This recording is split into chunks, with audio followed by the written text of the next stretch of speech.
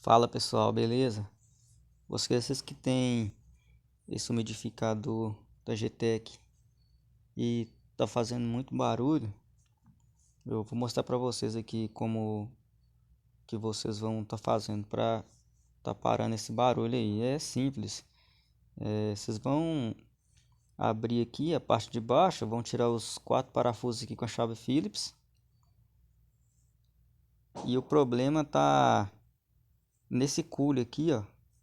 Essa pecinha Essa peça preta aqui, ó, que tá presa com esses dois parafusos. Vocês vão tirar os dois parafusos aqui. Tirou um, tirou o outro. Aí o problema vai estar aqui, ó. O que vocês vão fazer? Vocês vão tirar esse adesivo.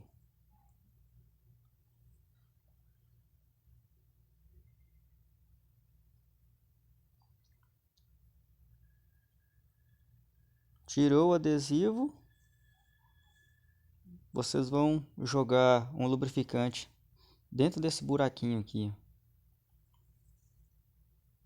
Eu vou jogar esse aqui que eu vou passar hoje, vai ser uma graxa.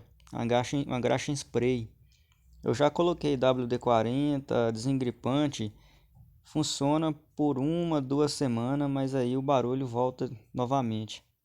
Aí eu vou estar passando essa graxa aqui que eu acredito que vai estar resolvendo o problema aí por um bom tempo aí, até a graxa durar.